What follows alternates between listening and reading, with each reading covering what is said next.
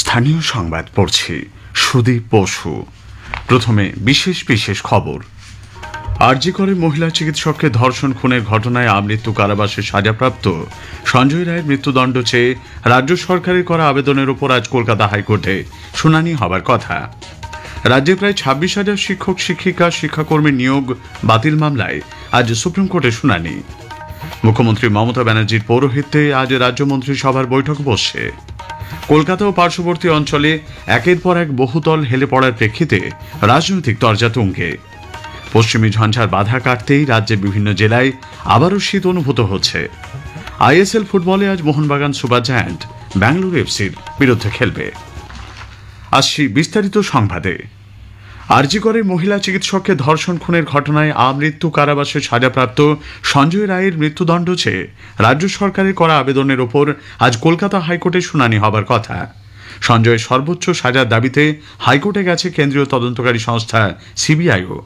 বিচারপতি দেবাংশু বসাক এবং বিচারপতি মোহাম্মদ সাব্বার রশিদির ডিভিশন বেঞ্চে এই শুনানি হবে বলে জানা গেছে। গত সোমবার শিয়ালদা আদালত আরজি কর মামলায় সঞ্জয় রায়কে দণ্ডাদেশ দেয়। বিচারক জানান, সঞ্জয়ের অপরাধ প্রমাণিত হলেও এই ঘটনা বিরলের মধ্যে বিরলতম নয়। তাকে আমৃত্যু কারাবাসের নির্দেশ দেয় আদালত। ওই নির্দেশকে চ্যালেঞ্জ করে হাইকোর্টে মামলা দায়ের করে রাজ্য সরকার। শাস্তি ঘোষণার পর সঞ্জয়ের ফাঁসি চেয়ে রাজ্য সরকার যে আবেদন করে, সিবিআই তার বিরোধিতা করেছিল। রাজ্য সরকারের এই মামলার এখতিয়ার রয়েছে কিনা তা নিয়েই প্রশ্ন তোলে কেন্দ্রীয় সংস্থা।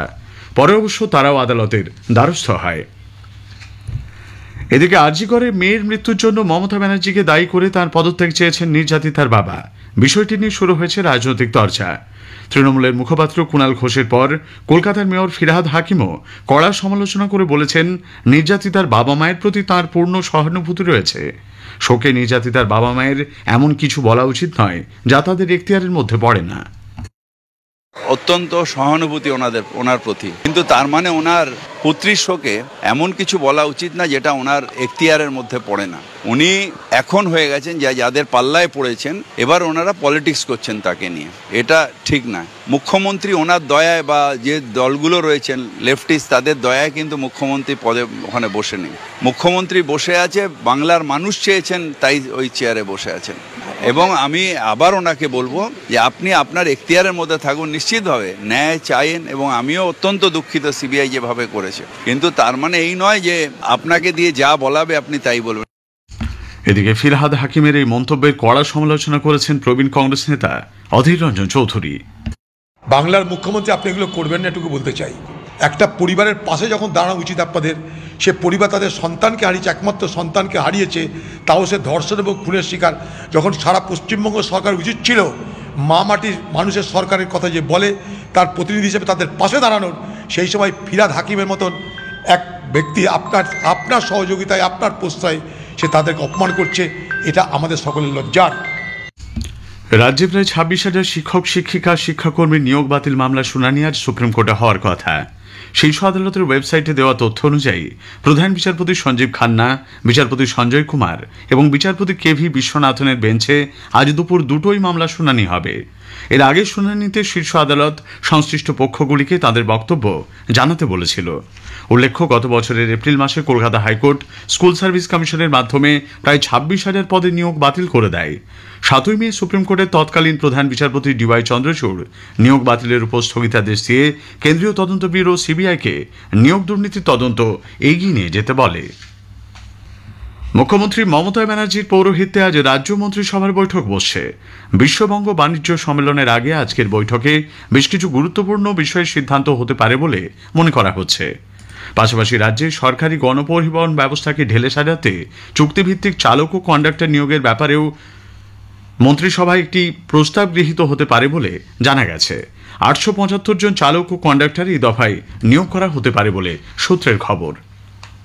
স্কুল ছুটদের ক্লাসে ফেরানো, স্কুলগুলিতে ছাত্র শিক্ষকের সঠিক অনুপাত বজায় রাখা সহ একাধিক দাবিতে আজ বিকাশ ভবন অভিযান করবে বাম ছাত্র সংগঠন এসএফআই। এর জন্য বিকাশ ভবন চত্বরে বাড়ানো হয়েছে নিরাপত্তা। বাংলা থেকে এবার 9 জন পদ্মশ্রী সম্মান পাচ্ছেন।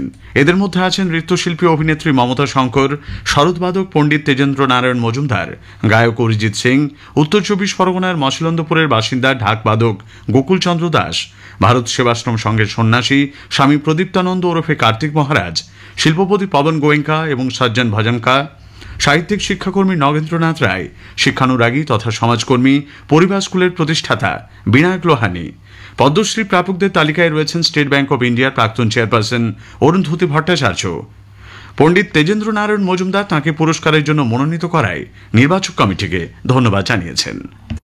খুবই অপ্রত্যাশিত এবং আনন্দের। আমি প্রথমেই আন্তরিক ধন্যবাদ জানাই সিলেকশন কমিটিকে, তারা আমাকে মনোনীত করেছেন এবং আমি এই সমস্ত যা কিছু ঘটছে আমার জীবনে সব আমার গুরুদের আশীর্বাদ, আমার বাবা মার আশীর্বাদ এবং আমার যারা বন্ধু বান্ধব কলিগ, আমার শুভানুধ্যায়ী সকলের শুভেচ্ছা ও আশীর্বাদ। সম্মান যখন আসে বা এই ধরনের অ্যাওয়ার্ড আসে, দায়িত্বও অনেক বেড়ে যায়। আমি এ পর্যন্ত আমার যে কাজ আমি করে এসেছি সেইটা আরো ভালো করে যাতে করতে পারি, সকলের কাছে সেই আশীর্বাদ চাই। স্থানীয় সংবাদ শুনছেন আকাশবাণী কলকাতা কেন্দ্র থেকে। শহর কলকাতায় হেলে থাকা বাড়ির সংখ্যা ক্রমশ বাড়ছে। দক্ষিণ কলকাতার কালিকাপুরে আবারও একটি বহুতল পাশের ভবনের দিকে হেলে পড়েছে। এই নিয়ে এলাকায় আতঙ্ক ছড়িয়েছে। উল্লেখ্য, এর আগে বাঘাযতীন, এন্টালি, তপসিয়া, ট্যাংরা, মসজিদ বাড়ি লেন ও আশুতোষ মুখার্জি রোডেও পরপর কয়েকটি বাড়ি হেলে পড়ে। কলকাতায় একের পর এক বহুতল হেলে পড়ার ঘটনায় তৃণমূল কংগ্রেস সরকারের কড়া সমালোচনা করেছেন বরিষ্ঠ বিজেপি নেতা দিলীপ ঘোষ। জলাশয় বুঝিয়ে পুরো শহর উঠেছে, বাড়ি নয়। এরকম হাজার হাজার বাড়ি সমস্ত জেলাতে আছে, যাতে কোনো নিয়ম কানুন মানা হয়নি। আর এটা এমনি হঠাৎ হয়ে গেছে নয়, এই সরকার আসার পরে এটা গতি পেয়েছে এবং এদের লোকেরাই এই অবৈধ নির্মাণের পেছনে এবং তার যে অর্থ সেটা সর্বোচ্চ স্তর পর্যন্ত যায়। বাড়ি কিভাবে তৈরি হচ্ছে সে ব্যাপারে নাগরিকদেরকে আরও সতর্ক থাকতে হবে বলে তৃণমূল কংগ্রেসের রাজ্য সম্পাদক কুণাল ঘোষ মন্তব্য করেছেন। কোথায় কোন বাড়ি হেলছে এটা নিশ্চয়ই পুলিশ প্রশাসন, পুরসভা সবাই দেখবেন, কিন্তু সেখানকার স্থানীয় নাগরিকদেরও দেখার রয়েছে। আর আপনি যে ফ্ল্যাটটা কিনছেন সেটা কি জমির উপর হচ্ছে, কাগজপত্র ঠিক আছে কিনা সেটাও একটা দেখার বিষয় রয়েছে। কিছু কিছু জায়গায় অসাধু কিছু প্রমোটার কিছু নিয়মকানুনের গাফিলতি করে কিছু বিপদ তৈরি করছে, তাদের বিরুদ্ধে কড়া ব্যবস্থা নেওয়া হচ্ছে।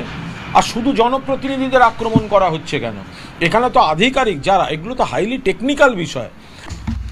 নদিয়ার মাঝদিয়ায় নঘটায় বাংকার উদ্ধারের ঘটনায় বাংলাদেশ সীমান্ত জুড়ে বিএসএফ কড়া নজরদারি চালাচ্ছে। জারি করা হয়েছে হাই অ্যালার্ট।